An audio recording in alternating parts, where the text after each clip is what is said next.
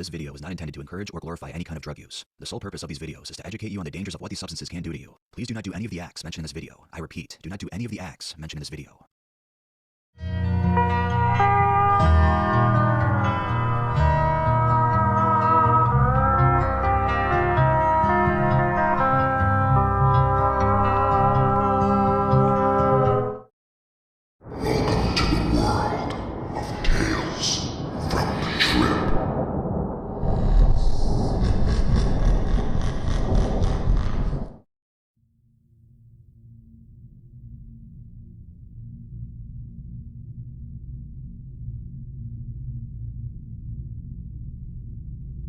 It was a normal night in March 2005 when some guy I've only met once in my life offered me a trip for $5.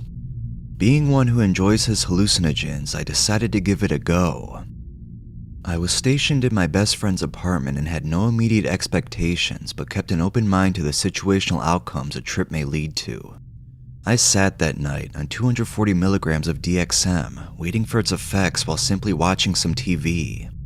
About an hour later, I started to notice that I felt a bit lightheaded. It was sort of a stoned feeling. I decided it would be best at this point to head home. I drove back to my house safely and walked into my basement bedroom. I noticed then that I was feeling up in the clouds, better described as a floating type feeling, as if I were dropping down the top of a hill on a roller coaster. My thoughts lingered on the incredible possibilities of such a drug. All I was thinking about was finding out what it was I had consumed and to immediately procure more of it. The next night, I asked my best friend, who also happens to work at a pharmacy, what I was given. He said, "It's just Robitussin in pill form. You got ripped off. You can get way more if you just go to the store and buy them." I was ecstatic. I couldn't believe that such a thing was sold in stores all over the world, and I didn't need to call ahead of time to pick it up. It seemed too good to be true, and thusly, I ran headlong into the best and worst year that I have ever experienced.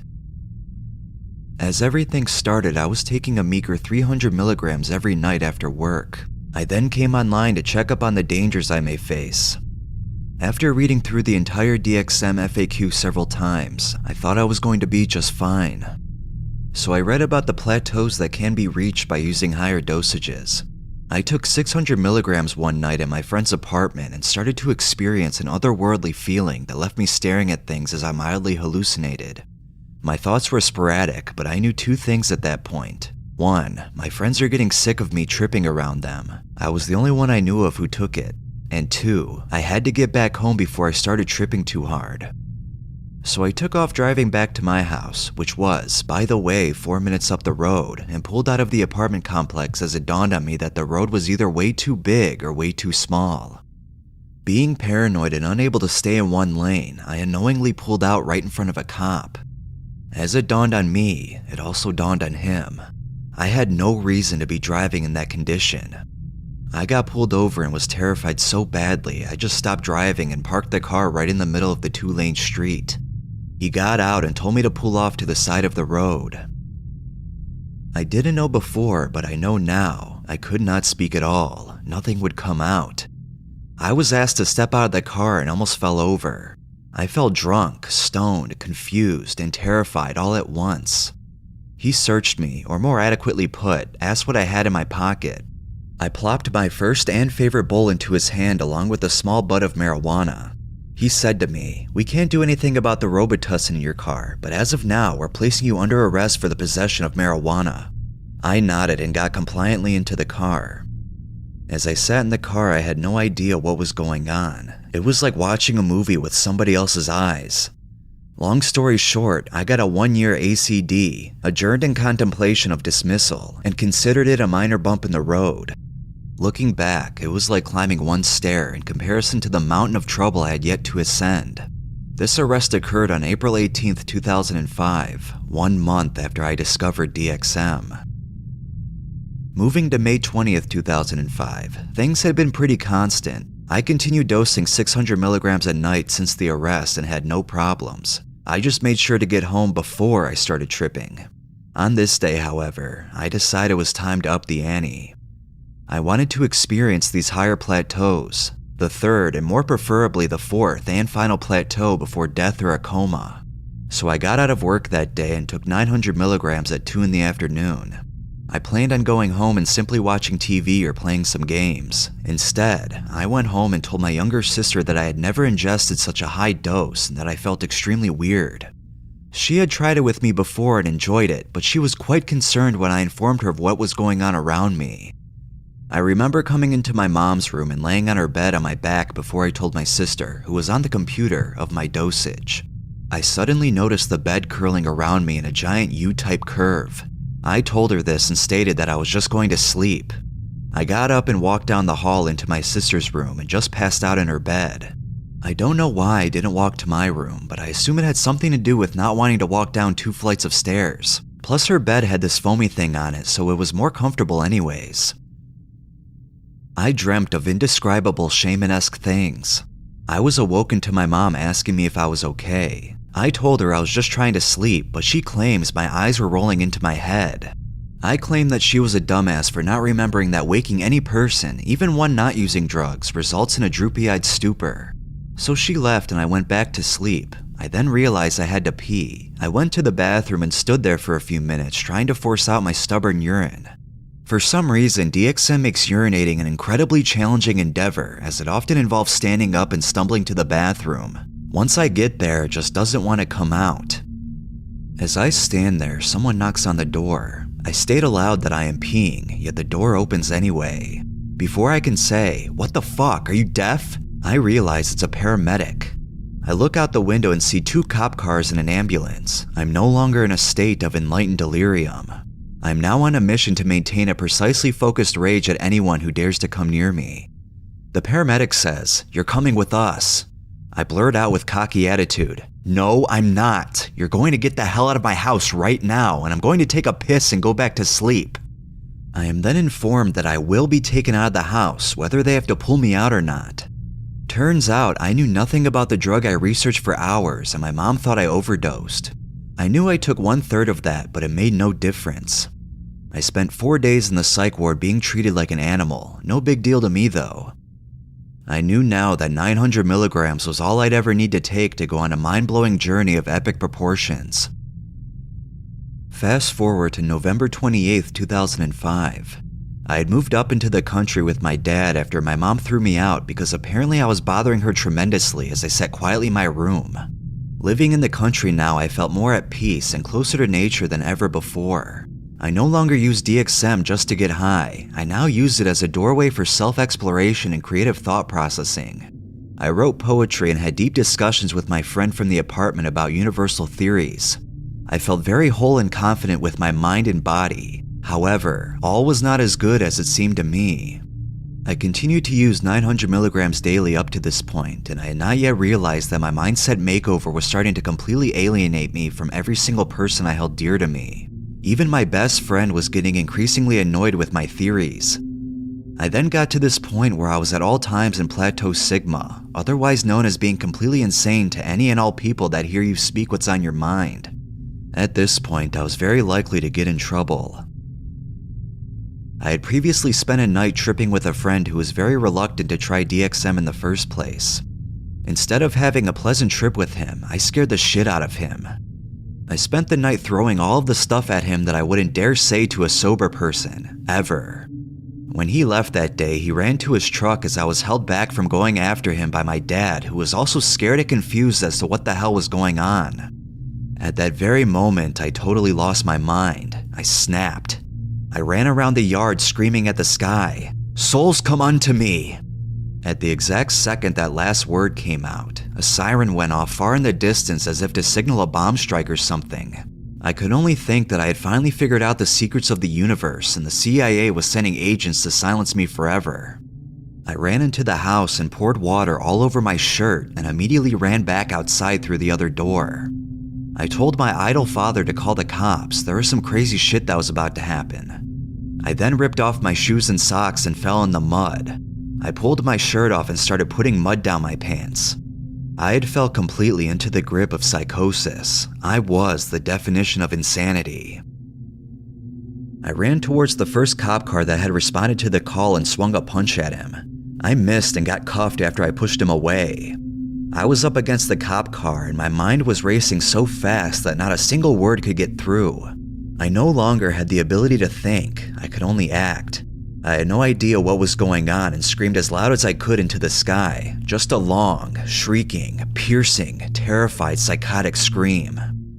As my father spoke to the cop, I knew what they were going to say before they could say it. I even started making up what I wanted them to say, and they did. I then, without speaking, told the cop with my mind to uncuff me, and I'm pretty sure he did. I told him I was the second coming of Christ and he had to obey me. I then got cuffed again and more emergency crew members arrived. I then warped the space-time continuum and simply dropped the cuffs from my wrists. I knew that I was to be taken away and had them put back on. The emergency response crews kept changing on my whim. Their entire bodies, faces, and personalities were created as I decided them to be. If I didn't like what I made, I would change them. They literally morphed in front of my eyes as if they were all agents from the Matrix or T-1000 from Terminator 2. Part of me to this day believes that not all of what I just wrote was a delusion. The research done on DXM is pathetic, as we currently have no explanation for why the above events may have been possible. Hell, the whole premise of the Matrix films doesn't sound that unreasonable. So hopefully we figure out the rest of our brain's capabilities before we go extinct.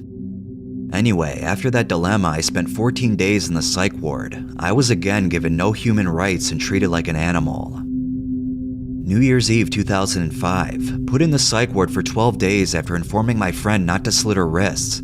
My stupid stepmom was blatantly eavesdropping and told crisis services I was trying to kill myself, again treated animalistically. I had been tripping every day after I got out of the psych ward prior to this visit, so I was still acting strange but not suicidal.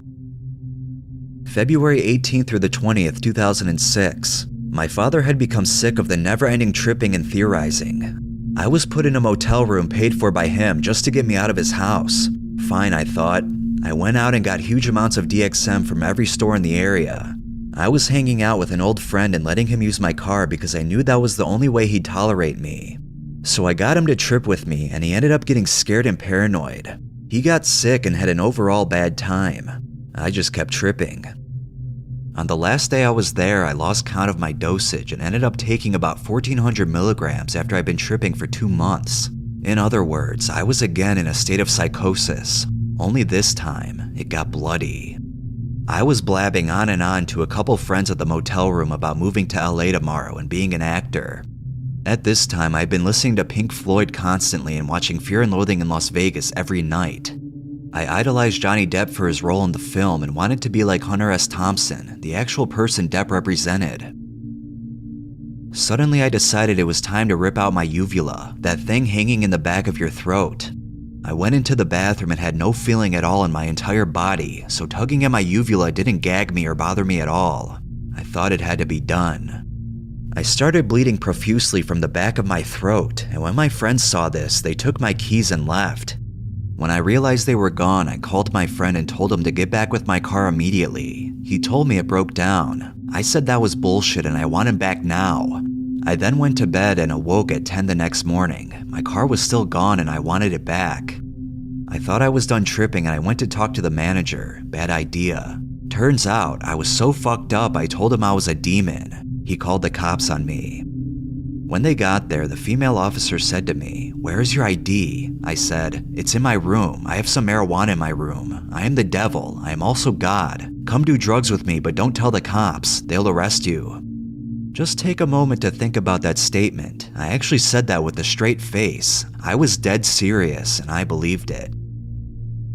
Let's just say I got maced, punched in the face 6 times, and ended up with charges involving possession of marijuana, resisting arrest, harassment in the 2nd degree, obstruction of governmental administration, and a bonus treat. Someone in the room before me left a crack stem that I got charged with. I have never touched that shit in my life.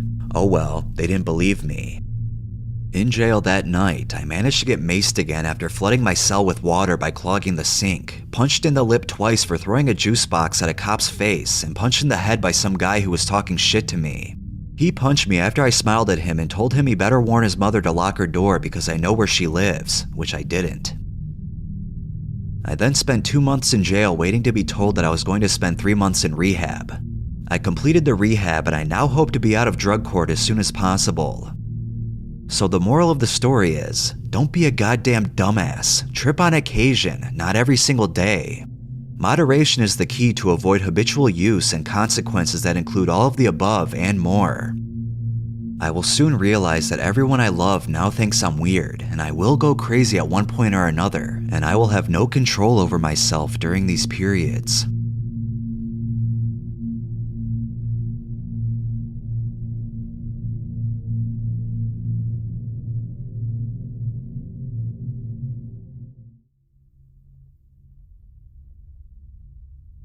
Before I start the video, take a moment to like it so YouTube can put this through the algorithm for more people to enjoy.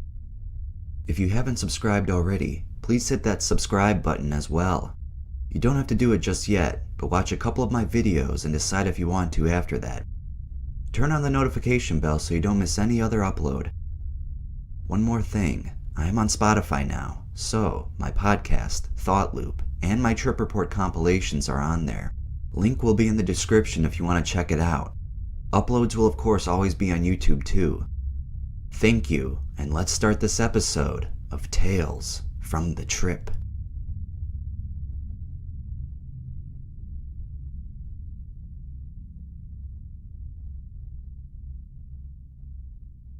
On a depressing spring night, I consumed a powerful dose of both psilocybin and dextromethorphan.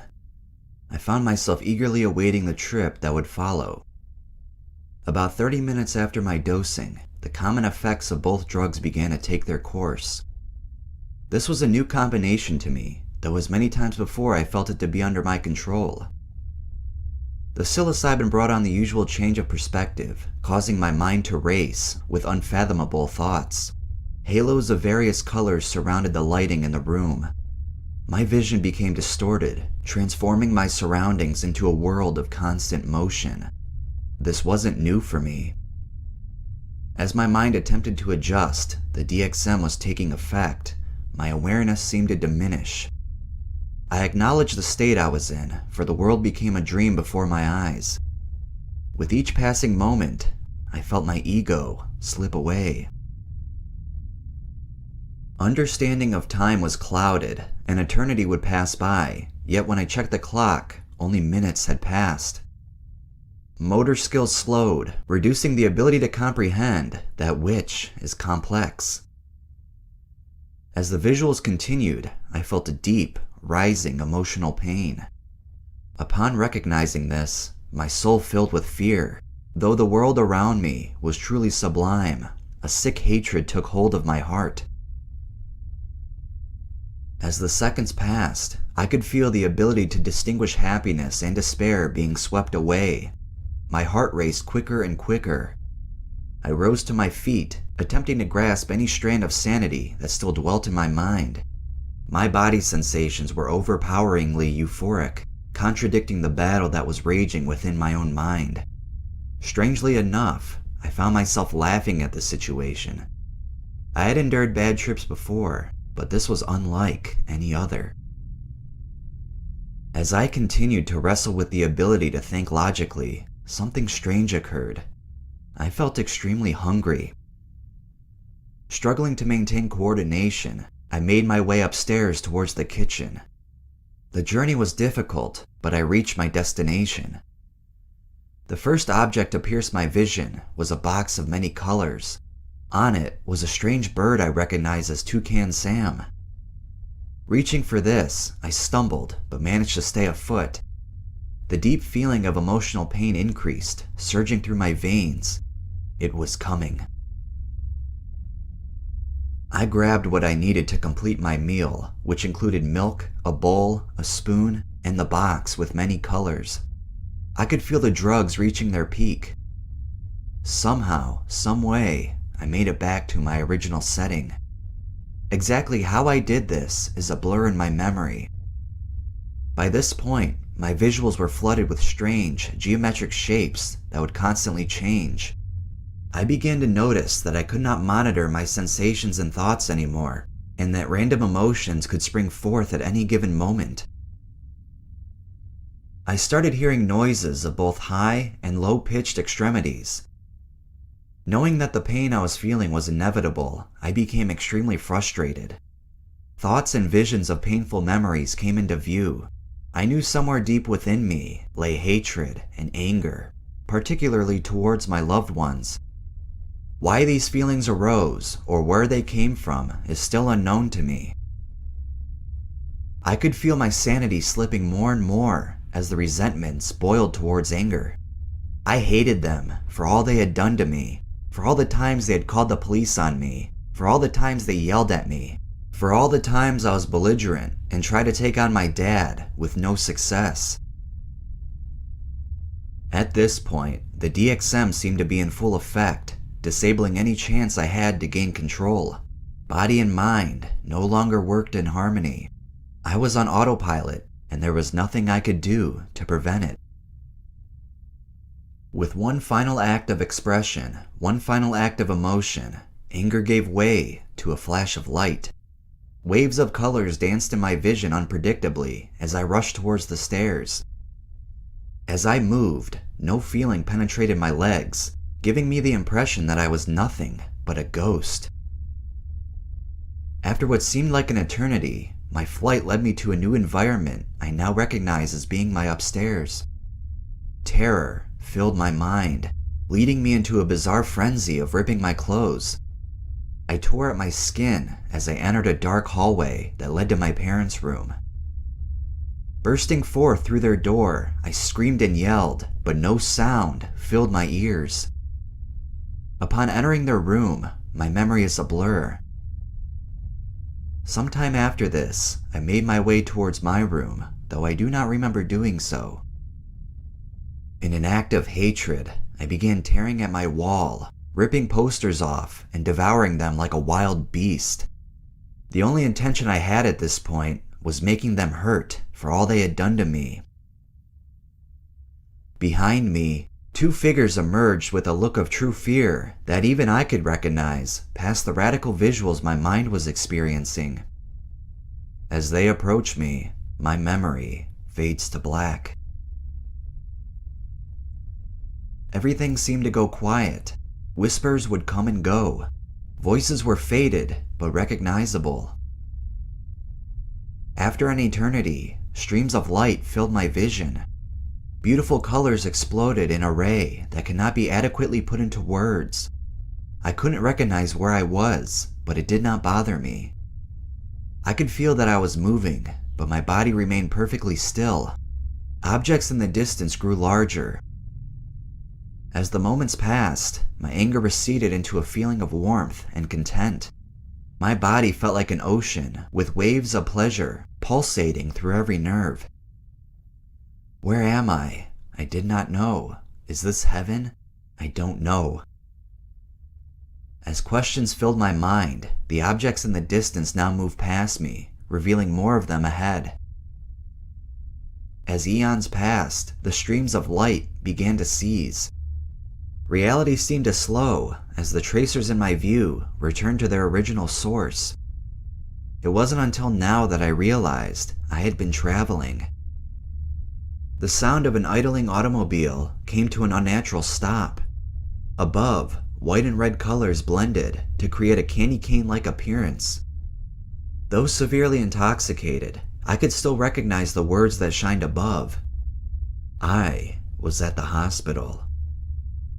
Next to me, a path emerged as the car door opened. The same figures that I saw earlier stood in my view. My dad pulled me out of the car and into a world of darkness. The next thing I remember, I was moving down a white hallway. My surroundings were unfamiliar to me. My heart began to race. I couldn't seem to grasp an understanding of what was happening. The hospital was a frightening setting for the situation I had put myself in. My visuals were intense, but not nearly as out of control as they were earlier. Instead of being spread out and random, they were precise and very real. Knowing that my visuals had changed, I presumed that the effect was wearing off. This was a mistake. As I made my way into a white room, I felt a sudden loss of control. I could feel my ability to keep a linear flow of thought impossible. It felt like hours had passed, even days. In that moment of thought, I looked around my environment for a source of time. As I reached my goal, fear sunk deep into my mind. It was 1:05 a.m. This meant that I had only taken the drugs an hour ago. This also meant that they had not yet reached their peak, as I had assumed earlier. I felt my stomach turn. I continued to look around the room, searching for something, anything, to help me. As my eyes met my mother's, something died deep within me. What have I done? As the minutes passed, I could feel myself becoming more and more intoxicated. The intensity of my visuals returned like a sick memory. I could feel my heart pace faster and faster. For the first time in my life, I knew without a doubt that I would die. I closed my eyes. Will I be forgiven? Through the doorway came a monster in blue. What happened next is difficult to remember, but images flash in and out of my memory. I was drinking a sick chalky liquid that was dark as midnight, a man in white asking me questions I could not answer, the sound of my father's voice in the background. What happened next, I will attempt to describe to the best of my knowledge. I lay in a state of disassociation and incomprehension. Somewhere in a fading background came a sound of repetitive beating. It grew louder and louder until it lived within me. I recognized it as a heart monitor recording someone's pulse. It was abnormally quick. At that moment, I realized that it was my own heartbeat. Somewhere between consciousness and insanity, I became truly afraid. Suddenly, I could feel my own heart beating in sync with the sound that filled my ears. I looked down and saw my chest thumping hard. My view moved down to my arms and legs. I could see the skin between my wrist and my palms beating viciously. At the moment I made the realization that I had 3 hearts in my body, each one pumping in a sickening rhythm, life seemed to lose its value as I saw my skin literally change to a deep shade of purple. My stomach churned in tune with the agony that I was living. The room around me grew exceedingly bright, and then in an instant transformed into a dim nightmare. It was so wrong. After exhausting every attempt to devoid myself of this pain, I bowed hopelessly towards my maker. For the next few hours, I spent my time praying to God. Throughout this time, the heart monitor would constantly shift. The harder I prayed, the quicker my pulse went. If I ceased to pray, I would feel my pulse slow. This all happened in a manner too frightening to put into words. I can't explain it. It was a constant battle for my soul. There would be moments of the most unreasonable thoughts entering my mind.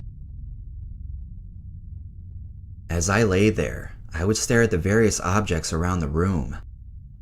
I saw cameras, and I believed that because of my desperate, vocal prayers, that everyone around the world was watching me battle for my life through the power of prayer. The drama was constant, and the pressure exceeded anything I had ever experienced. All eyes were on me. The only way I can attempt to describe it is in an emergency room setting with doctors desperately trying to save a life. The drama where life and death enter my heart in a surge of pure emotion. I saw myself on the front page of every newspaper in the country, titled, "The Boy Who Battled for His Soul, Conscious the Entire Time." It was truly a strange experience. I felt a nobleness flow through me, but the constant anxiety for my life is something that I will never forget.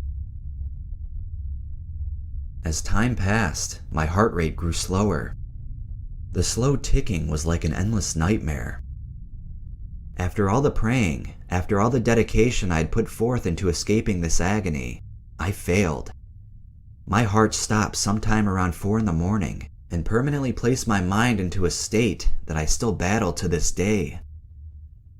What was happening defied and rejected all spiritual and religious principles that I believed. When someone dies, their spirit leaves their body. They enter into a new world of radical possibilities. So why, I asked myself, did I still remain in my body? As I deeply pondered this, I felt my body rotting away. Powerful fumes filled my nostril, a smell I could never forget. My parents returned into the room and began telling me how upset they were that I had died.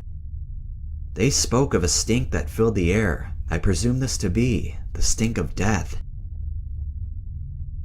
The room was filled with a disturbing quietness, the kind of silence after a team of doctors desperately try to revive a dying patient, but to no avail.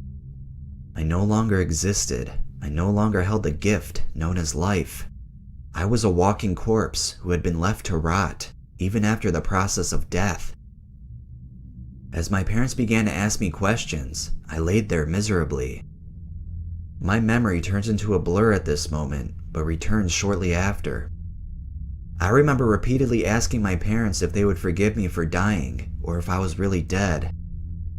The only answer I got was if I'd like to be dead after what I'd put them through. This answer brought on more silence.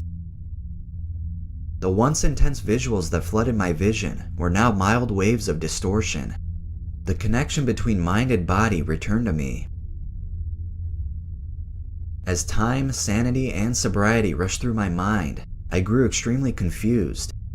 I turned to my parents to see the pain in their eyes. In all honesty and desperation, I begged my parents to tell me if I really had died. It was quiet for a moment. The desperation in my voice must have reached my parents' minds. My mother spoke. I was not dead. At that moment, I felt the life returning inside me. My vision seemed to clear. The colors of life shined brightly as the first rays of the morning sun shined through the windows outside my room. This was the first time I truly understood the value of life. As I lay there in gratitude and shame, everything seemed to make sense. I was emotionally overwhelmed. The bizarre experience I had believed to happen that night never really happened at all. The truth was, I had overdosed, and my parents had driven me to the emergency room due to my behavior the night before. According to my parents, I was up all night, mumbling words they could not understand. The illusions that these drugs brought on is something that has scared my soul. The entire night, my heart was beating slightly faster than normal, but it never ceased to beat as I thought. My skin had never turned purple. There were no cameras, no newspapers, nothing. I was alive, and I had been the entire night. God had never left me. He was there the entire time.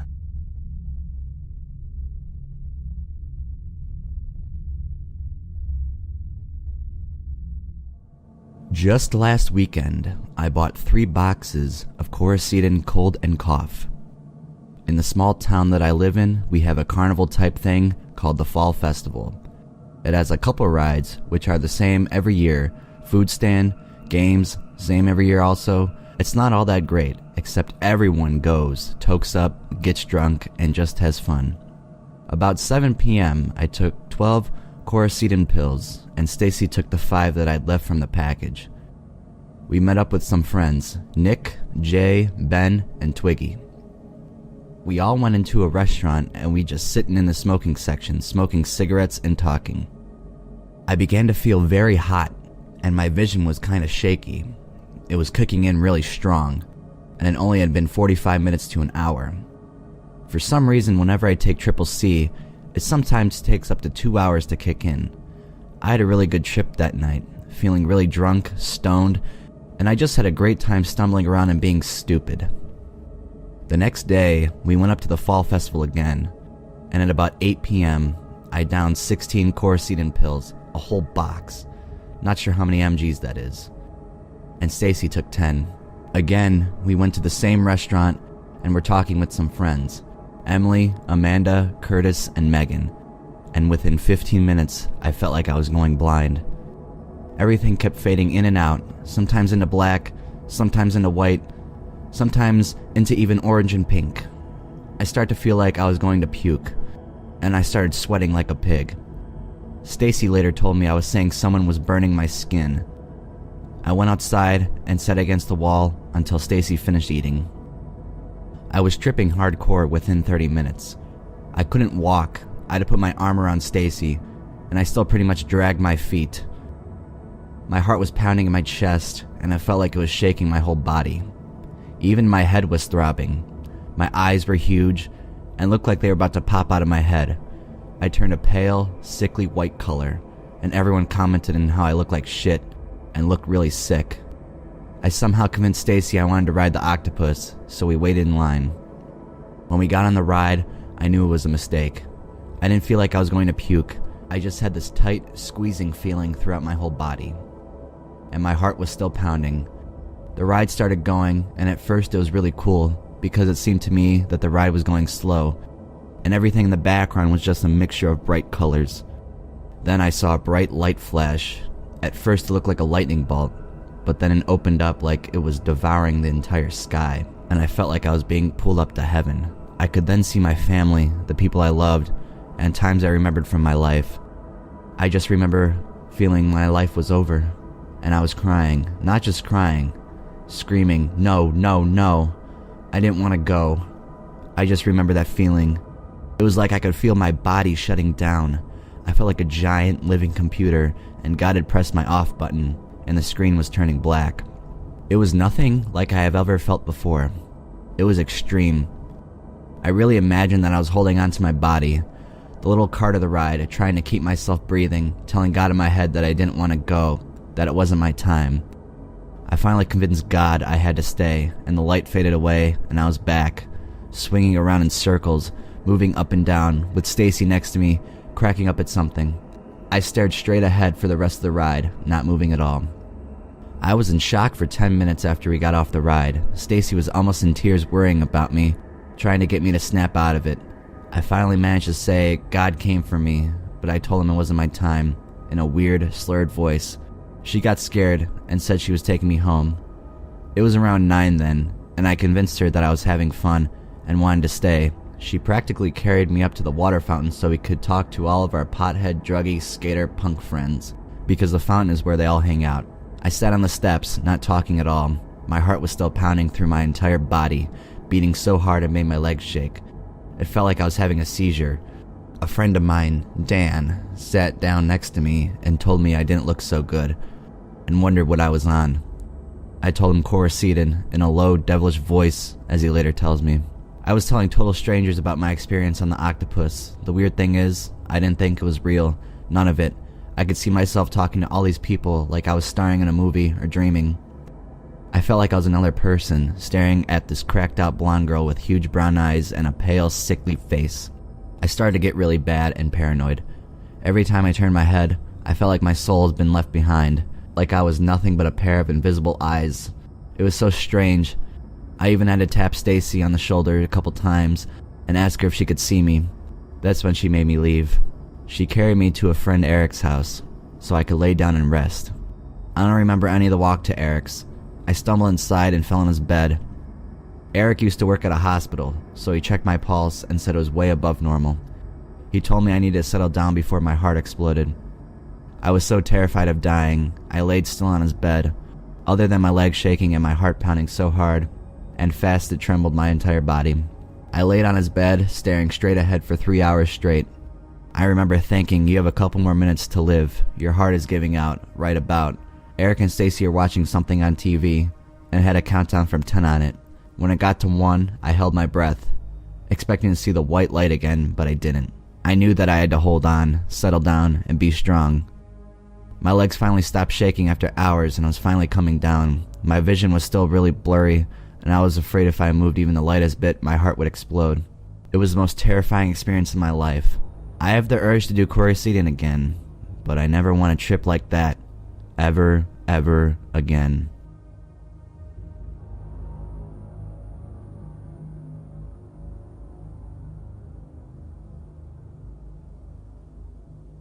Mom, DXM and Fentanyl by Misty. I am writing to express my freedom of speech, to inform and educate. On July 16th, 2003, I found my 18-year-old son in his bed. He had died in his sleep. Much to my shock after reading his computer entries, he and his friends had been experimenting with many of the drugs that he found listed on this website, but DXM appeared to be his drug of choice. It appears through the information left behind on his computer and the autopsy report that on the night that he died, he had mixed DXM and fentanyl. This was a talented and intelligent young man with many artistic gifts, but with many questions about life. I feel that he had carefully studied and calculated, but there are no guarantees. I want other kids to know that a fatal outcome is a very real possibility. It may happen the first time, or after several successful and uncomplicated trips. There were no warning signs, no chances to help. I grieve every day for this very tragic loss, and want others to know that their choices affect them, and the people who love them.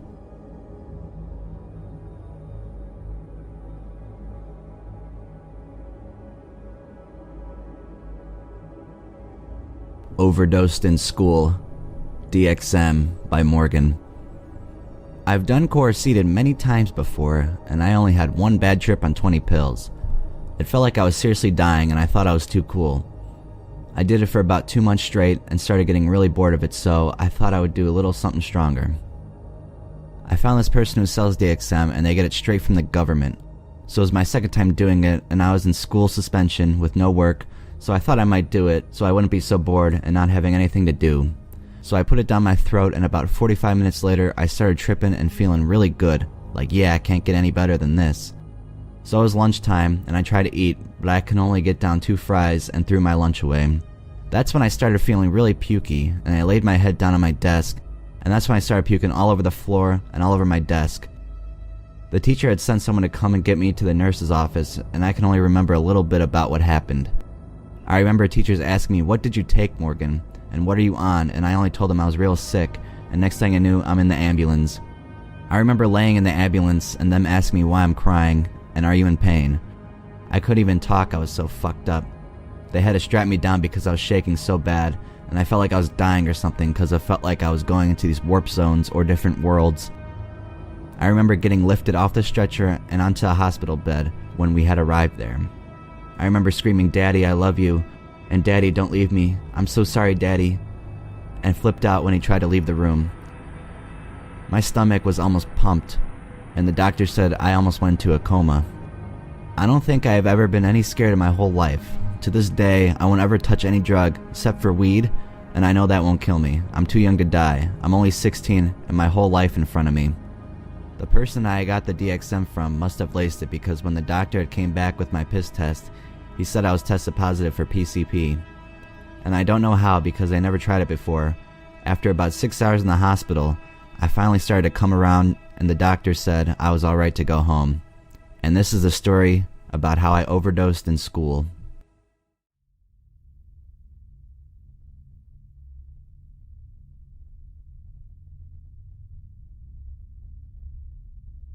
Well, it all started on a Friday afternoon at my girlfriend's house. We decided that we would go with her mom and younger siblings to a Walmart to buy a pair of shoes. We wandered over to the pharmacy and noticed, as we always do, the Coercetin cough and cold tablets. We decided that I would steal some, so I picked up 3 boxes as she did also. We got home and took 1 box each. We then split the rest evenly. On Saturday, I took another box. Then on Sunday, when I woke up, I still felt it pretty strong. I don't really remember how we managed to get more, but on that Sunday, I took a box at about 11 a.m. We went to a local park, and man, was I hammered. Everything was moving even when I was standing still. I looked half crazy, and my pupils were about the size of pennies. Now, I have a chemical imbalance in my brain known as bipolar disorder, so depression is always around. I started feeling depressed, so when I got home, I took another box. Bad idea. I stayed up half the night laying on the floor listening to Voodoo by Godsmack, which I ordinarily wouldn't be listening to. The next day when I woke up, I knew I had to chill out for a couple of days. My mother drove me and my brother to Walmart, to buy a fish for him. I stole 2 more boxes of quercetin. I took one when we got home. I was pretty sure that I was going to die. I called my girlfriend on the phone crying, sweating horribly, and not knowing what I was doing. I told her about it and she told me that it would be okay, just not to take anymore. I told my mom good night because she was going to sleep. We got into an argument. I then got really mad and took the other box. I called my girlfriend again and she started crying and screaming because an overdose was in question, we thought. She put her mom on the phone and she comforted me though. The next day I woke up and I was still really fucked up. I went to see my psychiatrist in the morning. Then when I got home, I started feeling really depressed. I took a razor blade and slashed my wrist and forearm 12 times. Blood galore, dripping all over the floor. My mom came out to the garage and saw me bleeding pretty bad and rushed me to the hospital. I spit it all out about all the pills. They then committed me to a mental hospital. I spent 7 days in there. My blood pressure was high for 4 days. I slept for about 15 to 16 hours a day for the first 3 days. I just got out today, and I'm trying to promise myself not to take them anymore. But who knows what will happen? I may take them again. For any recreational quercetin users out there, I'm not going to harass you about it. Just be careful. I sure wish I would have been.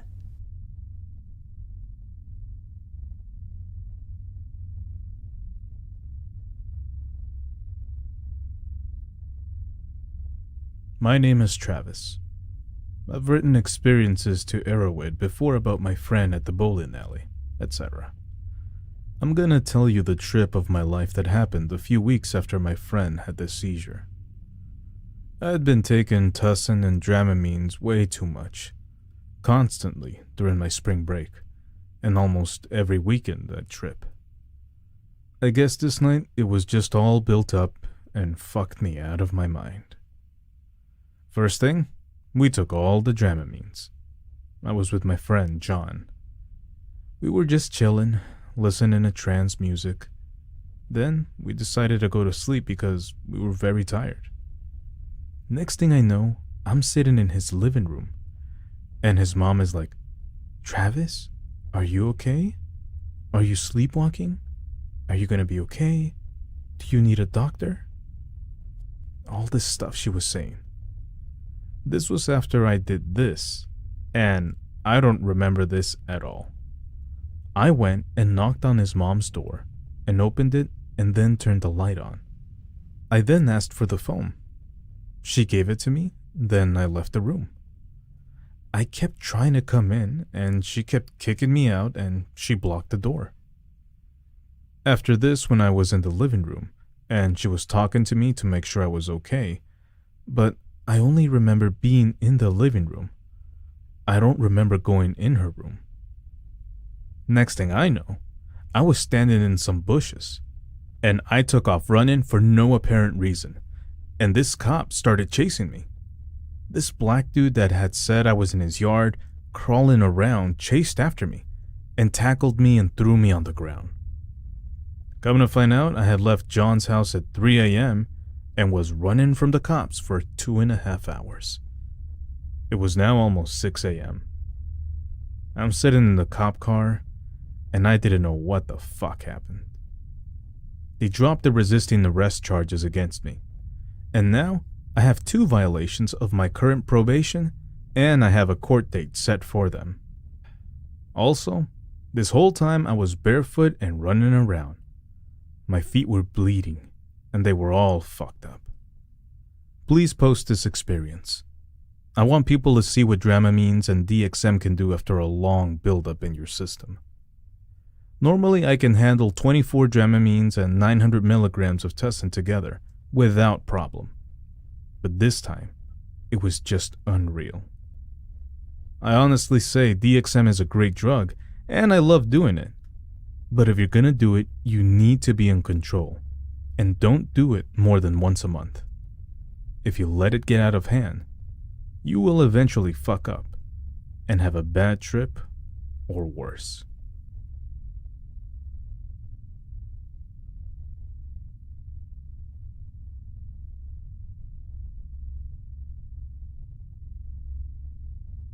I've done DXM many times before, along with cannabis and mushrooms. However, this is the end. It was truly the worst experience of my life. I had been planning a fourth plateau dosage for a while now, as I had done some extremely mind-bending third plateau dosages in the weeks previous. I wanted to see God, to open up my spirituality. So, 20 minutes prior to the trip, I took 750 milligrams of magnesium. My first time doing magnesium with DXM. And then proceeded to take the 900 milligram DXM dose in Robitussin cough gels. It took a while to kick in as I spread it out over about 50 minutes. Then when I looked at the clock, I felt connection with the numbers. I don't remember the time, but I probably started taking it around 7 to 8 and looked at the clock at 9:30 or so. I was completely out of it. And I mean completely. I don't remember anything until later when my dad was carrying me down the stairs. Just like when I was a little infant, I thought to myself. And everything became very sad. My mother then drove me to the emergency room, since my pupils were huge and my heart was beating so hard and fast they could see it in my chest. I don't remember the emergency room until I woke up several hours later, with a very sad and tired mother next to me, and a tube in my dick. The most uncomfortable thing ever. She said she had found me in my room last night on Robitussin cough gels, which she found in my drawer, and I just held her hand and talked to her. I hadn't smoked pot in a couple of weeks, luckily, so when they did a drug test, pot turned out negative. However, PCP turned out 100% positive. I've never done PCP, so I explained to the doctor how DXM creates a false positive for PCP, and he called poison control and confirmed it. Then, the nurse pulled the tube out of my dick. A very painful process. And my mom walked me to the car with her arm around mine. This was at about 3:30 in the morning, and neither of us had gotten any sleep. I walked back into my room when I got home, still tripping pretty hard, and saw my dad had torn all of my posters off my walls and searched my room, confiscating my glass bowl in the process. This was truly a bad experience. I'm done with DXM for this lifetime.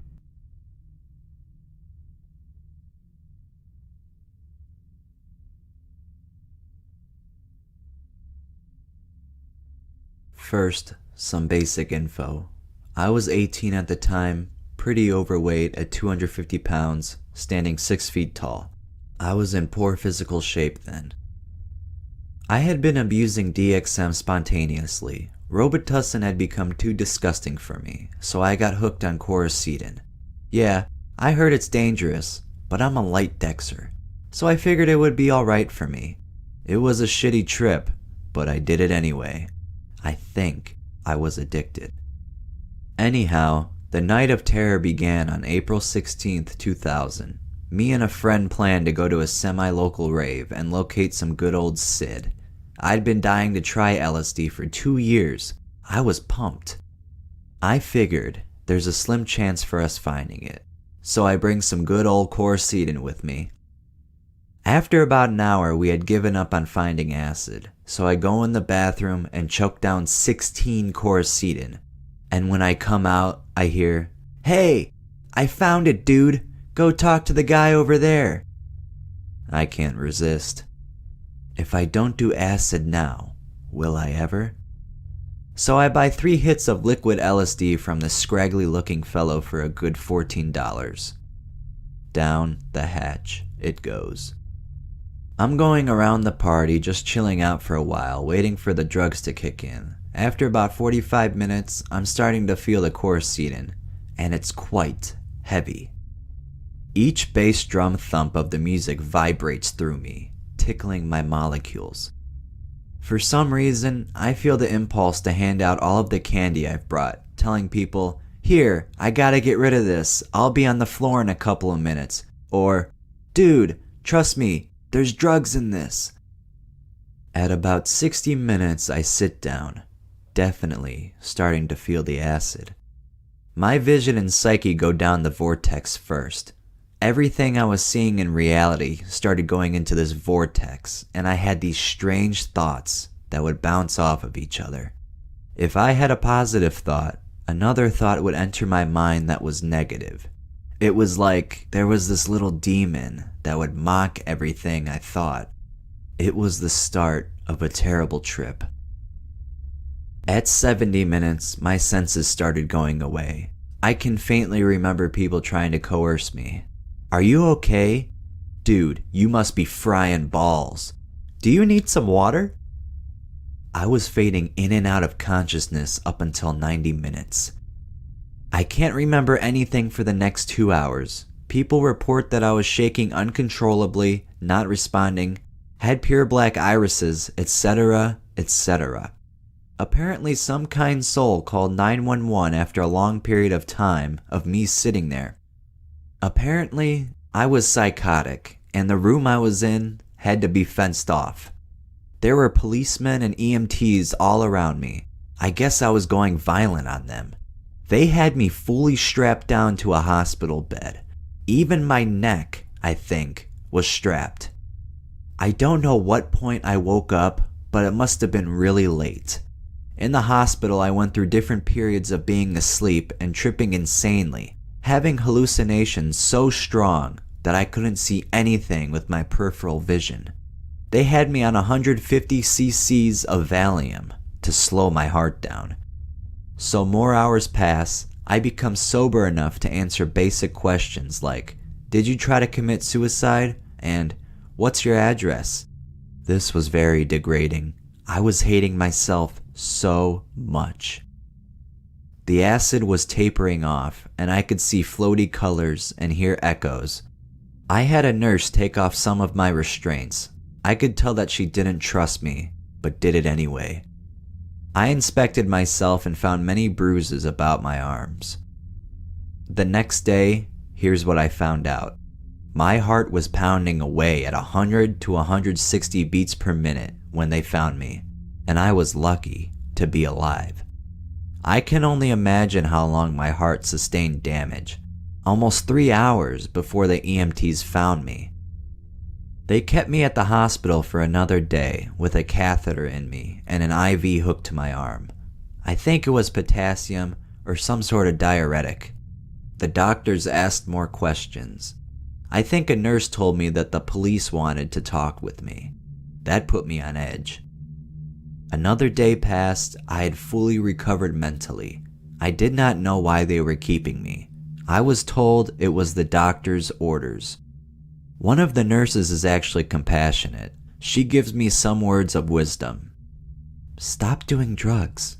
I did that when I was young. Turn on to meditation instead." Unfortunately, I never followed that advice. Day 3. They let me out. I had to call my mother to pick me up. I had to explain what happened. I made my mother cry. The hospital charged me $800. Afterwards, I was not the same, mentally and physically. I'm almost 20 now, and I've got the heart of a 50-year-old. I haven't seen a doctor, but I think I should. Ever since leaving the hospital, I've had a pulse that's a little higher than normal, constantly, and my heart seems to beat harder than it should when I am exercising.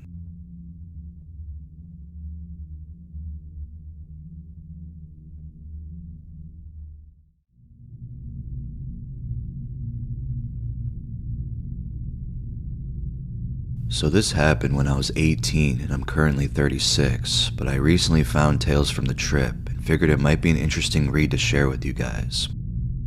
So from the ages of 16 to 18, I was addicted to DXM, as well as doing any drug I could find, even Datura, because it was readily accessible at the store for free via retail theft.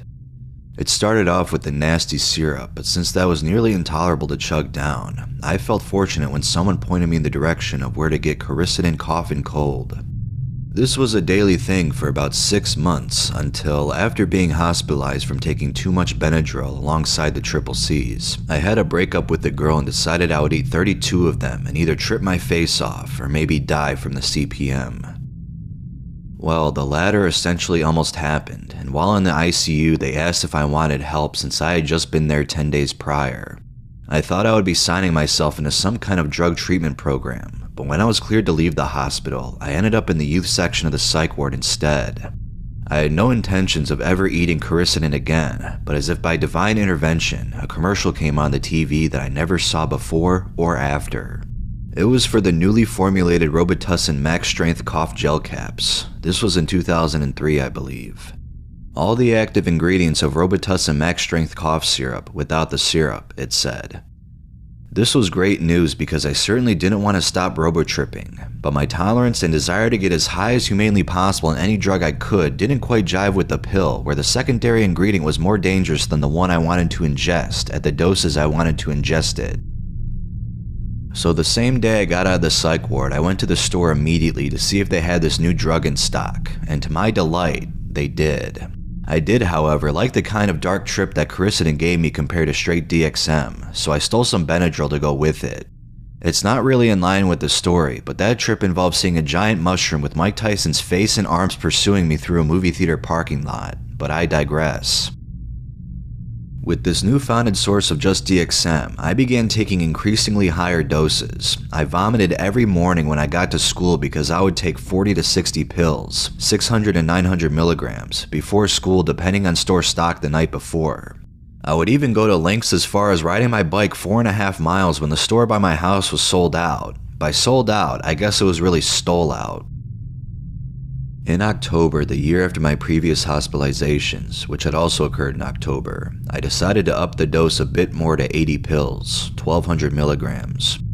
On 2 separate occasions, my dad caught me being high, and because of the quercetin incident the previous year, he took me to the hospital. Now maybe it was from using the shit daily for a year, but on both occasions, my resting heart rate was over 230 beats per minute. 233 is the number I remember seeing, and my blood pressure hovered around 220 over 180, which at the time meant nothing to me as I thought everyone was overreacting, but I now know that the heart can rupture at 220 beats per minute, and heart attack and stroke can occur when the systolic blood pressure goes above 180. But I was laughing and making jokes with the nurses and figured they were just overreacting because it's a teenager who is very high. I was hospitalized for 5 to 7 days both times, but the second time I had some delirium in the hospital later at night. I'm not sure if maybe they gave me atropine for my heart and blood pressure, but I believe there was a little boy in the bed with me and was having a full-blown conversation, and the guy assigned to sit outside my room in case I went into cardiac crisis kept yelling at me to shut up and go to bed, and every time he came in to scold me, the little boy would disappear. There was also a brief appearance of Michael Jackson standing in the corner watching me, but I eventually did fall asleep and woke up relatively normal with the typical afterglow of DXM. Now I tell that story to give a full scale of the story I wanted to tell, so you know my resting vitals were on 1200 milligrams a year into my addiction. On graduation day, I was kicked out of my house for drinking half a pint bottle of liquid Roxicet, 15 milligrams per tablespoon, that I got from a friend whose mom died of terminal cancer. This started what my friends and I jokingly referred to as the summer of felonies. I was homeless and spent my days and nights eating Robitussin gel caps. I slept very little and spent my nights breaking into cars to steal money, guns, anything of value, and a few times the car itself to drive to Walmart to steal more Robogels before returning it. In a 2-week period, I ate 2 pieces of chicken and 3 baked potatoes, and always joked that I would someday write an autobiography called Robitussin and the Occasional Potato. My mental state quickly deteriorated from the lack of sleep and malnourishment, coupled with massive amounts of dissociative drugs. I would unintentionally rhyme my words constantly while talking, and would be acutely aware when it happened afterwards. My friends started to jokingly refer to me as the Reverend Jesse, alluding to how Jesse Jackson often rhymes when he speaks. I was also big into retail theft to make money, and at around 4 a.m. on July 4th, 2005, on one of my late-night trips to steal more Robitussin, I ran into a kid I went to school with. I proceeded to tell him I could steal anything he wanted for half the price of the item, and he decided to pick me up when an automotive store opened in a few hours. I went out to the car that I had taken for a joyride and proceeded to swallow 80 pills, 1,200 milligrams. Around 8 a.m. he picks me up and we go into the store and he points out what he wants, which is a huge box of floodlights for his truck, but I'm wearing a very large button-up jersey, so I'm game. I get out the store no problem and go sit in his truck. He's taking forever for some reason, and a man in a tie comes out to the car and asks what I took from the store. I say I have no idea what he's talking about. He asks me to come back in the store with him, and knowing the cops are probably coming, I cooperate and start walking with him back towards the store until a clear path to run opens up. So I sprint away and up a very steep hill about 3 stories high into a neighborhood. Mind you, resting heart rate of 233 at 1,200 milligrams a year and a half previously, and I've done far more damage to my body with constant tachycardia at this point. So my heart is beating out of my chest, and I eventually feel safe and call the guy like, what the fuck happened? And after a brief description of whatever the hell he was fucking off doing instead of making the getaway, he tells me he's at the McDonald's by the store. I ask if everything is clear, if there's any cops at the store, and he assures me all is good and just sneak down to the McDonald's and we'll leave. So I make my way back down this steep ass hill and decide I better peek around the corner of the building before making my break for McDonald's. At the exact moment I peek around the building and see a cop talking to the guy who confronted me, they happen to also look at me. So I proceeded to sprint back up this hill with my heart already pounding from before, but with the added adrenaline from fleeing police this time. The cop is tripping and slipping trying to get up this hill, so I decide instead of risking a heart attack, which I clearly was on the verge of, I was going to dive under this pool deck and wedge myself as far back and up as I could. What I didn't notice in my altered state is that the owner was apparently sitting on his deck when I did this, so I quickly heard the footsteps on the deck and the guy proceeding to come down and ask me what the fuck I was doing. I said some guys were chasing me trying to jump me and he told me to come out. My cover was already blown, so I complied. At about the same time I got out from under the deck, I saw the police officer finally emerge from the top of the hill, so I immediately started running again, but was very quickly cut off by the surgeon's undercover car. Fun fact, this was the same officer who taught DARE in my 5th grade class, which I actually received an award for doing better than all the other kids. Funny how things turn out. At this point, I'm pretty sure my heart is going to give out at any moment, and I just kind of collapse onto the hood of the car in the being arrested position. I can't breathe, but not because I feel super winded, but because my heart is beating so hard it's not allowing me to take full breaths. I alert the police what's going on with me, and just like in the nature of kind helping police officers, they just denied me any medical attention and took me to the station instead.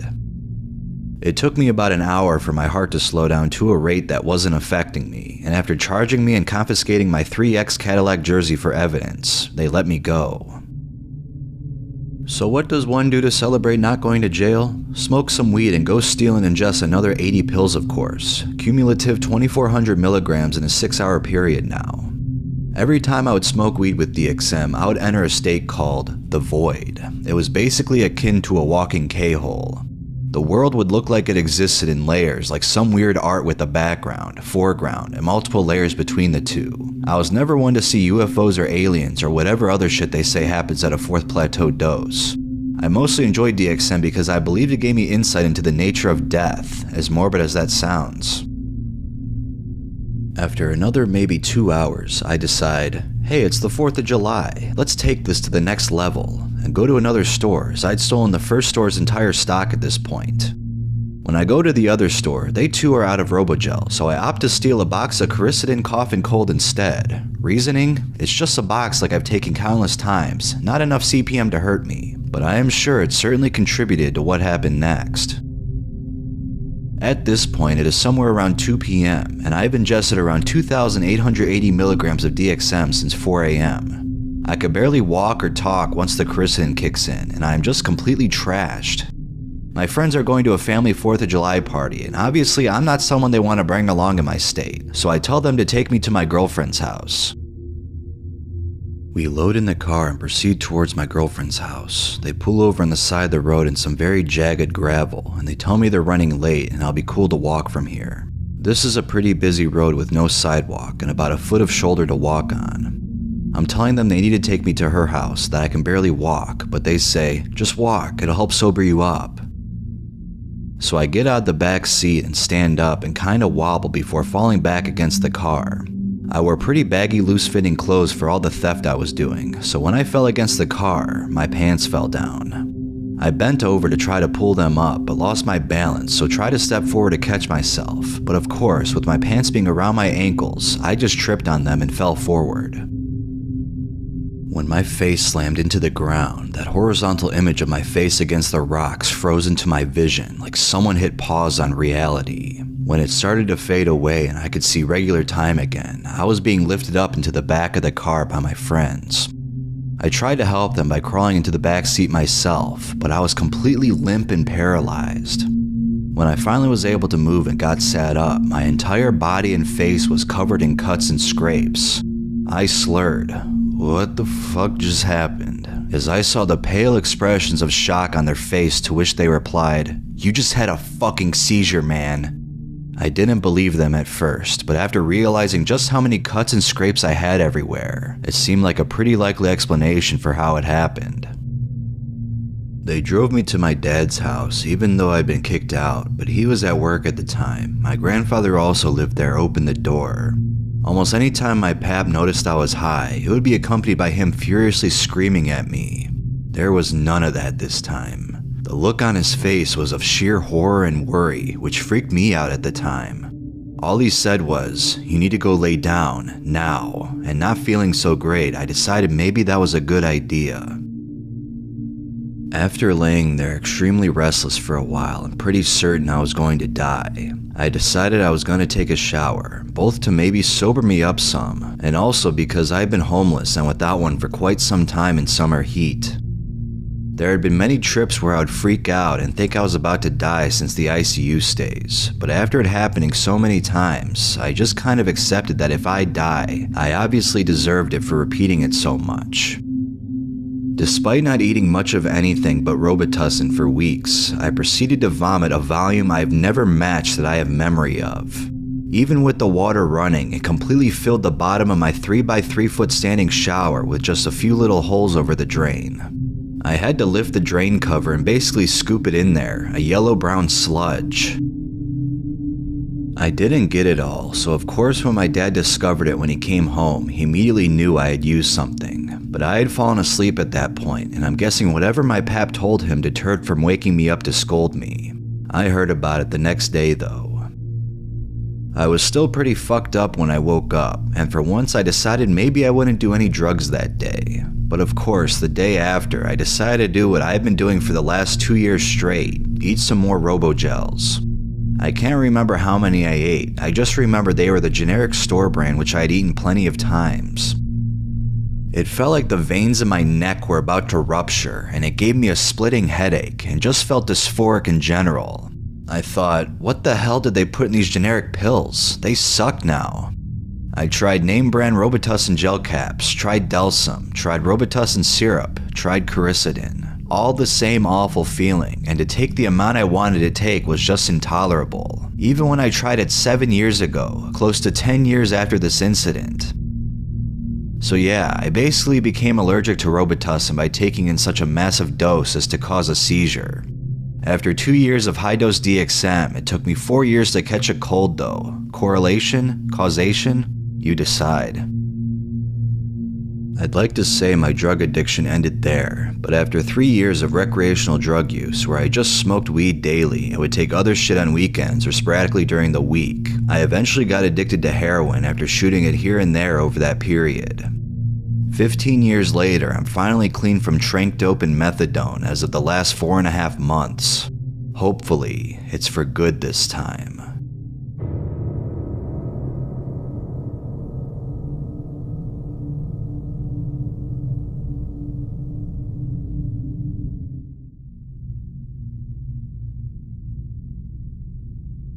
This is an example to why you shouldn't take DXM and DPH when you are depressed. This is coming from the same guy who went jogging barefoot on a DPH psychosis. You thought I would have learned my lesson and stopped at DPH by now, right? Nope, the addiction was still going strong. This time, I ended up almost dying when I added Dramamine to the mix. Day 1. This story happened when someone who I thought was my friend and could be trusted betrayed that trust and robbed me. He stole an electric scooter that I bought for $50,000. This is what leads me to go on an absurd binge that would take any regular person to a psych ward. On that same night, I got a prescription for mirtazapine. I used to lie to my doctor about having depression in order to get it, so it was a new delirium to experiment with. Ironically, I actually ended up having depression later on. So instead of using mirtazapine for depression, I took 150 milligrams of it and ended up taking it in combination with 300 milligrams both DXM and DPH in order to try and trip off of it. Now, because of my high tolerance, I would not get visuals from doing DXM and DPH, but when I added mirtazapine to the mix, there were finally the visuals I was chasing. Unfortunately, the next day, the amnesia made me not remember any of the visuals, so it seemed like a bit of a waste if it was a good experience but you can't remember any of it. The safety of this combination was also questionable at best. Day 2. I realized I got robbed as my calls were not getting through to the person who I was meant to have sold my bike to. Realizing this, I thought to escape the pain, I would just get really high on DXM. Well, if only it was that easy. I actually ended up being in way more pain than I bargained for. I ended up taking, I think, a total of 1,200 milligrams of DXM. Now on the come down of it, I started getting pain in my dick. This is where I just felt like I kept needing to piss, and after I empty my bladder, I immediately feel like I need to piss again. This repeated cycle of me constantly trying to urinate somehow irritated my bladder or something, and it gave me an extremely uncomfortable rest of the night. I really should have taken this as a lesson and stopped doing drugs, but I didn't. Day 3. I'm still depressed, still feel like getting more high. Now, I am not normally this reckless, but I think I just stopped giving a fuck at this point. In order to escape reality, I plan to take more DXM and DPH, not really thinking or caring about any potential consequences. I had the dose of 600 milligrams of both DXM and DPH waiting for me to be taken in a bottle cap. I left the cap on my bed and go for a piss, come back, and for some reason the 300 milligrams of DPH has fallen out of it and into the bed, so the cap only had 600 milligrams of DXM and 300 milligrams of DPH now. I thought this was a sign from God or something to not take the amount I plan on taking. I thought whatever and take the dose and just ended up going for a nap. I must have slept for a few hours, but when I woke up I was still depressed as fuck and was still not as high as I wanted to be. My delusion of sobriety has probably consumed me at this point. So despite the warning of not doing any more DPH, I end up dosing 300 milligrams of fucking Dramamine instead, which is even worse, and then had a weed vape with it. I really took being able to pee normally for granted. Oh boy, stay tuned for what's coming next. The first effect I noticed was that my thoughts were different. I don't want to go into detail what those thoughts were, but they were evil and delusional. For some reason, I also felt like listening to evil music as I was coming up. Then I remember as I was laying there, I started to notice myself blink. I have never in my life noticed myself do this, and thought this was really bizarre, that it felt like I had to manually blink. Now call me crazy here, but I think it was a sign of demonic possession, especially with the types of thoughts that I was having. So back to the story, I noticed that something doesn't feel right as my heart rate is going up in an uncomfortable way. Then a voice in my head told me, and I am paraphrasing here, that I have finally fucking killed myself. I then nonchalantly went upstairs to tell my friend that he could have my stuff in my room as I am dying. I wanted him to have my expensive headphones.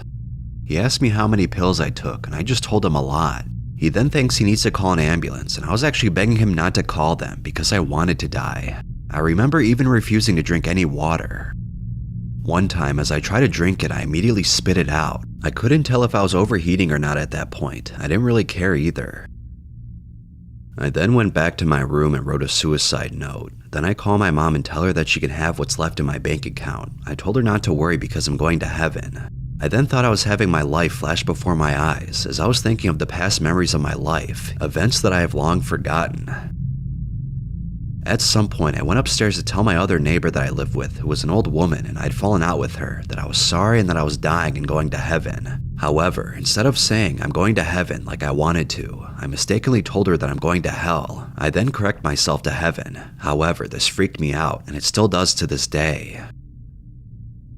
After me constantly begging my friend not to call the ambulance, he eventually calls them anyway. He also thought that I was delusional for thinking that I'm going to heaven and that I'm unlikely to make it past the pearly gates for suicide. However, the suicide dose was not intentional. I didn't plan to kill myself. I just wanted to escape reality. But it turns out that binging DXM 3 days in a row and adding DPH and DMH to it is pretty fucking dangerous to say the least. I don't think I've eaten or drank a whole lot either. The paramedics took a while to arrive, and I just laid in bed with my heart rate through the roof. However, I thought to myself, why am I not dying already? I kinda just wanted to get it over with. When the paramedics finally arrived, for some reason I happily gave them my DXM and DPH stash. I regretted this later. I then thought it was a good idea that they're taking me away and not leaving my dead body for my landlord to clean up. I was fully convinced that I'm going to die in the hospital. When I finally get into the ambulance, I start to sober up to some extent and slowly start to wake up to what is actually happening. On my ride to the hospital, I wanted to drink water, but I spilled it, so I just thought, whatever, I won't drink it. It turns out that it was a good thing that I've not been drinking water so far. You will find out why later. So now I'm sitting in the hospital hooked up to IV fluids. My arms have a weird burning sensation that I've never felt before. Could this have been a taste of what could have happened if I died and went to hell? Well, that's what I was thinking at the time anyway. So because of the fluids that the doctors were giving me, I started to need to urinate, but I couldn't go. I have never in my life struggled this much to try to pee, and no matter how hard I tried to go, it was impossible. It has been hours now of me repeatedly trying to urinate and literally praying to God that I would be able to pee. I think the praying worked and little bits of pee came out, but I knew even this wasn't going to be enough, and I just really fucked up this time. The doctor then told me that in order for the urine to not start damaging my kidneys, they will have to stick a catheter in. This idea petrified me, but I literally felt like my bladder was going to explode, so I thought I had no choice. I mean, what kind of psychonaut am I if I didn't have a catheter up my dick at least once, right? I'll spare you the details of the next part. It is exactly how you think it is. However, I felt so much better, and I'm actually grateful that a catheter was an option. If my friend didn't call the ambulance and I still couldn't piss, things might have been worse. To my surprise, there was no initial pain. The pain only came after the catheter was removed. The doctor told me that when they put the catheter in, I would be able to have it taken out, but they strongly suggested that I keep it in for at least 2 to 3 weeks. I thought that there is no fucking chance of that happening, so I asked them to take it out, and after they do, it burns. Trust me, it fucking burns. I basically sat there for at least half an hour, semi-traumatized from the shock and the pain that I was experiencing, but it gets worse. When I need to pee again, just as the urine is about to come out, it starts to fucking burn so bad. I could not piss, but this time it was not because I literally couldn't, but because it hurt so fucking bad. I then begged the doctors to give me some sort of painkiller, but they refused because they were afraid to what reaction it could bring to the drugs in my system. However, I ended up demanding a painkiller and told the doctor that I literally don't care if it kills me. I just wanted to be able to relieve myself without experiencing excruciating pain. They did eventually end up giving me some painkiller, and I'm grateful for it. However, it did not help the pain that much. I had to just suck it up and man through it. The pain was decreasing as time was passing, but this process was slower than I would have liked. It has never hurt so much to pee in my life, and this experience put me off of Dramamine for good. Well, at least I hope. Even after this experience and the 3 times I've had delirium psychosis, I still ended up relapsing on DPH. The second time I had psychosis is a pretty funny story though. I can't believe how addicted I was to the combination of DXM and DPH, and I thank God that I made it through all these experiences. Please don't ever do this combination. Once you see the forbidden visuals, it will be hard to not want to see them again. One last weird thing I thought I would add. There's a famous YouTuber with the same name as me, made a video titled, "I Almost Lost My Life." Out of nowhere, he said he almost died on the same night that I went to the hospital. I think that is a very weird coincidence, and I have a strong feeling that I really should have died that day, and my depression sometimes makes me think that I wish I would have. It has been a year since then, and I'm doing better now, somewhat. I have not touched any more Dramamine, and I've only occasionally used DPH and DXM, but I have abused them so much that they almost completely lost their magic. It's a good thing, I guess. I will miss those visuals, though.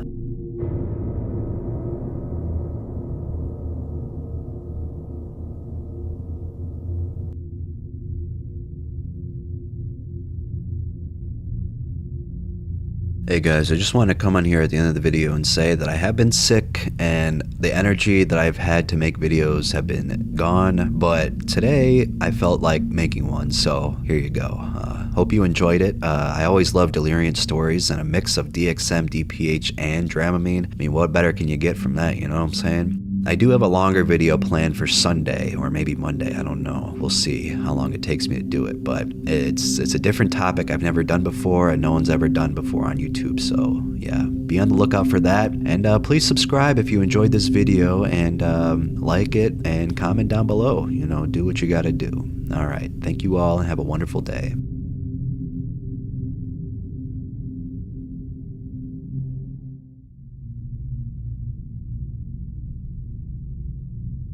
So here's a quick background on my history with substances.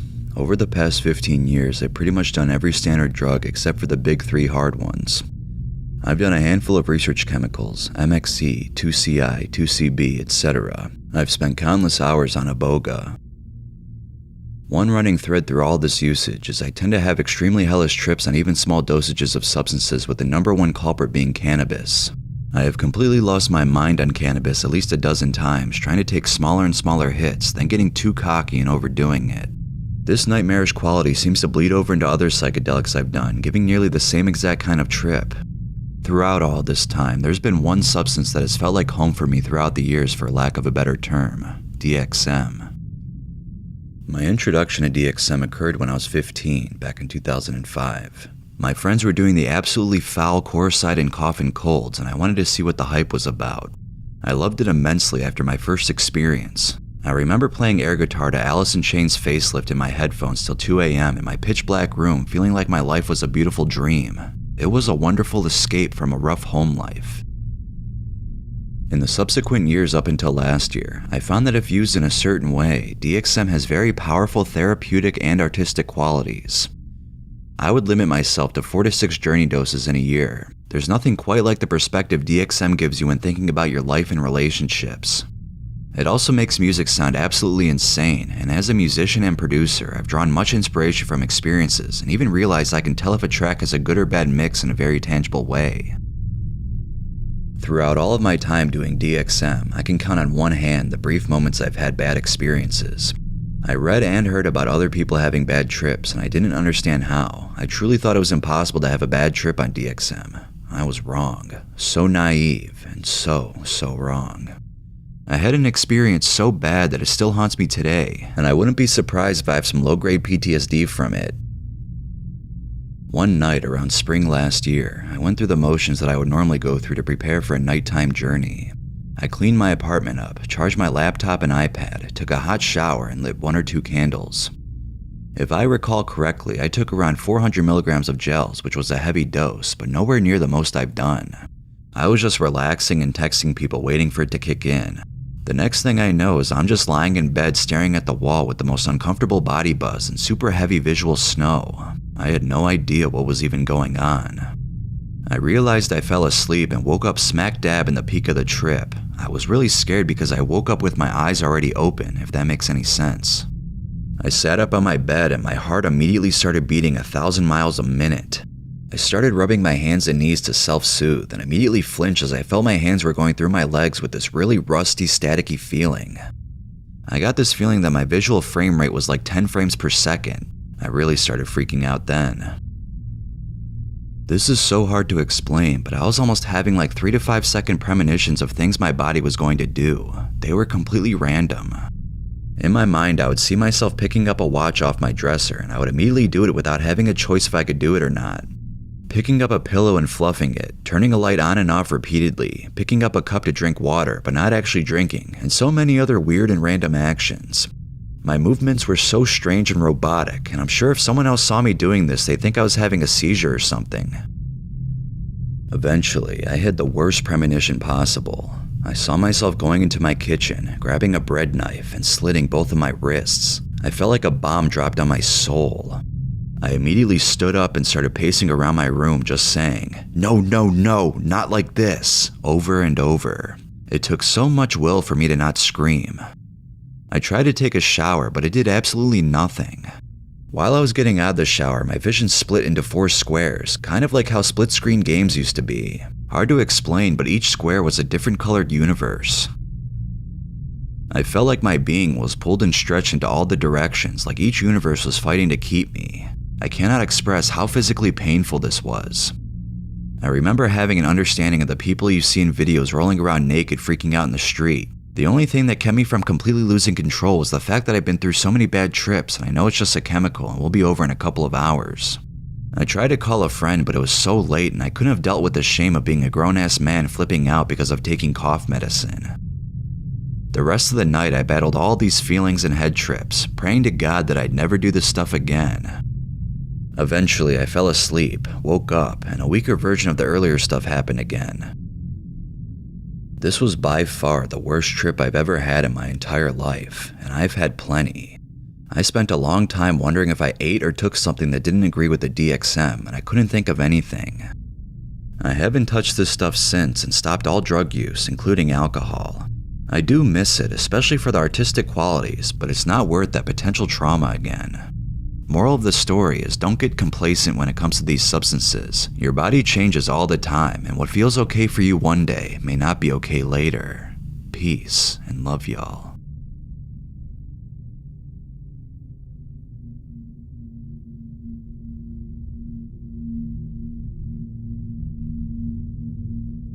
So life has been rough lately. I'm working 40-hour weeks and then I go to a rehab group every night and then the day just repeats itself. Despite always being around people, I've been feeling really lonely. The only thing that used to keep me sane during these days was DXM. I've been trying really hard to stay sober, but with how depressed and lonely I've been feeling, I just couldn't resist the temptation anymore. So I ordered the free base robo tablets off Amazon and get ready to trip. I didn't want anyone to suspect I relapsed, so I only planned a first plateau trip. I took about 6 pills and waited for it to kick in. I eventually started to feel the body high, and it was definitely a relief in comparison to earlier in the day. I played some video games for a while before deciding I wanted more, so I took 3 more pills. The effects got more intense. I started to feel very weird emotionally, like all of the care for myself had just completely dissipated. It was confusing because I felt good physically, so my mind began to wonder why I wasn't feeling good emotionally. A whole rabbit hole of disorganized thought and panic led me to an idea that I should take all 100 pills from the bottle. Because of my mental state earlier in the day, this was a very appealing idea, so I put in my headphones, turned on my favorite YouTube video, and started to take more pills. Now, I'm not sure if anyone else is like this, but I become extremely suicidal in DXM if I'd been depressed the day before dosing, and because I was feeling suicidal sober, I believe that is why I was so nonchalant about taking so many pills. I didn't want to throw up, so I only took 4 every 10 minutes. As time went on, my heart started pounding, and the world around me was pounding with my heart. I got really hot, and I had to take off most of my clothes so I wouldn't faint from overheating. More time passed as I took more pills. My brain started to get foggy. My head as a whole felt really tingly and euphoric. I was amazed that I was still conscious. I started to hear music, like church bells ringing a sweet tune far off in the distance. I couldn't understand the YouTuber talking through my headphones anymore. It was like I had forgotten English, so I took out my headphones and took more pills. That's when I finally passed out. I had dreams where I spoke to the entities in charge of scripting our lives and how they can close mine out. I had flashbacks where I played Legos with my younger brother. I was living out in real time my entire life. It was like I was a kid again. But like most dreams, they all end when we wake up, and I wasn't expecting to wake up, but I did. I came to on my bed. The lights were on and I heard the same church bells ringing in the distance. I tried to get up, but my body just felt weak and heavy. My mom eventually came in with my dog and starts to speak with me. I can't understand what she is saying and I still can't move. My dog doesn't look like a dog, he's just a giant hairball that's getting in my face. I try to speak, but that's when I enter a time loop. I start to see my mom sitting in multiple parts of the room. She begins to talk again, but I can't make out the words. The world then begins to warp and bend into an alternate state where we are in the same room, but it's arranged differently. I start to feel my spirit pull away from my body, but that's when the loop ends and starts back up again. After about an hour, I begin to wonder if this is my life now. Have I trapped myself in a purgatory of my mom finding me overdosing? Do I have to live this hell for all eternity? I begin to pray and plead that God can remove me from this hell. That's when the world started to collapse. I started to see colors and shapes that I never knew existed. My mom faded away with the rest of the world, and after all the colors faded, I was left in blackness. I was no longer in my body. It was a feeling I could not describe, but I knew that I was no longer in it. I wondered if I had died. I tried to call out but couldn't speak without a mouth. I had phantom memories of my arms and legs but could not move or see them anymore. I began to feel as if I was moving, like the entity of my being was being carried, spinning in aimless directions, not even feeling the faintest gust of wind. The office that I work in began to manifest itself. My core being was placed into a humanoid shell by the computer. I tried moving the arms I now had only to realize this was just a demonstration. I still don't understand what this was all for, but even this world began to cripple and disappear. Elements and chemical reactions began occurring all around this thick black space. I continuously watched worlds be created and destroyed without rhyme or reason. I saw and felt beautiful things I have no idea how to describe. I saw entities that don't exist on Earth. I saw elements that haven't been discovered yet. I felt as if I discovered the inner workings of reality. This is what needs to happen for reality to exist. I felt as if this was my job as a spirit, to work and create to make sure the illusion of reality was stable. After what felt like hours of exploring this beautiful universe, I began to see a light. As it got brighter, it got warmer. I started to see grass materialize and flow to wind that I could not feel. My vision slowly came back. I had been returned to my body. I was sitting outside with my mom. I was only wearing pants and there was a bucket in front of me. My vision was delayed and it felt like my body was trying to reject my spirit. It was so beautiful and warm outside. I had no idea if anything I was seeing was real. I stood up and blacked out again. My parents told me that after I was outside, I had a couple of seizures and that they had taken me to the emergency room. The only thing I remember from that point on is being in a large room attached to a million cords, glancing at my dad and wishing him a happy Father's Day. A couple days pass. I wake up and I'm in the hospital. I've got oxygen in my nose. My left hand is swollen and I can barely move a muscle. I have cuts and bruises all over my body. My skin is clammy and pale. The doctors told me that I had pneumonia and rhabdomyolysis. They said I came really close to death and that I shouldn't move. I asked them what day is it. My voice is very raspy and weak. When they tell me Tuesday, my heart sinks. I had taken the pills Friday night. I had been unconscious for 4 days. I can't remember anything that happened. I remember what I took, but I don't remember how much or what happened. I've only recently gotten memory back of everything that happened that day. The doctors told me that there was 51 pills left, which means my total dosage was around 1,470 milligrams. I was in the hospital for 9 days and had to take antibiotics for 14 days. I am happy to be alive. I'm in the process of getting the help I need. I am now on lithium and I'm back in a rehab program. Please stay safe out there and know that there is always someone out there who is willing to listen.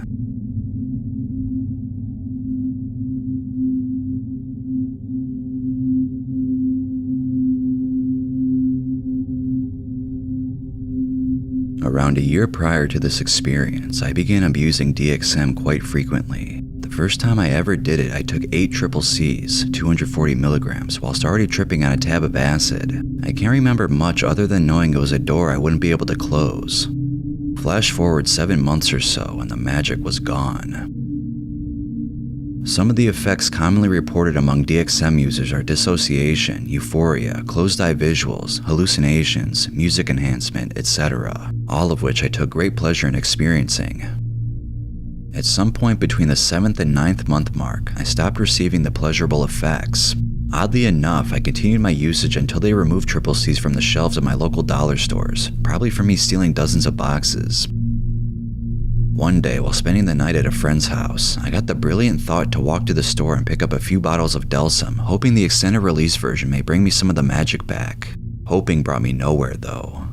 As for the next 24 plus hours were absolutely excruciating, an experience I truly wouldn't wish upon my greatest enemy. When the time came, I drank down 5 ounces of grape Delsum, which is 888 milligrams of DXM Polysterex or extended release. After a short time of waiting, I decided this wouldn't be enough as I read the poly version divided the total dosage by 2, so I walked back to the store and picked up 2 more 3-ounce bottles. After chugging down another 3 ounces, I decided to do some math before proceeding to the 3rd bottle that I am now eternally grateful for. After doing a bit of addition, I found I'd consume a total of nearly 1,400 milligrams. Until then, my highest dosages were 300 to 400 milligrams. After some thinking, I opted to leave out the last 3 ounces as I couldn't imagine taking 2,000 plus milligrams at once.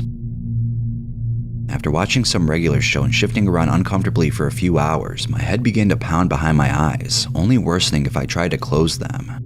I wanted to try and smoke some weed to throw the experience in a different direction, which only put me into a state of pure confusion, and I momentarily but repetitively forgot where I was or what I was doing. I remember a brief glimpse of me throwing up while my friend patted my back. My heart rate was through the roof, and as if I couldn't already see it thumping through my shirt, each beat pounded against the inside of my head, leaving me sat outside with my head down as my friends bustled around and smoked without me.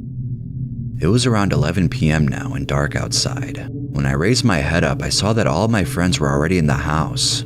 I do not remember navigating inside, but I did, because the next thing I remember is violently thrashing around on the couch, searching for any kind of comfortable position to sit in, and I very quickly found out I could not remain still.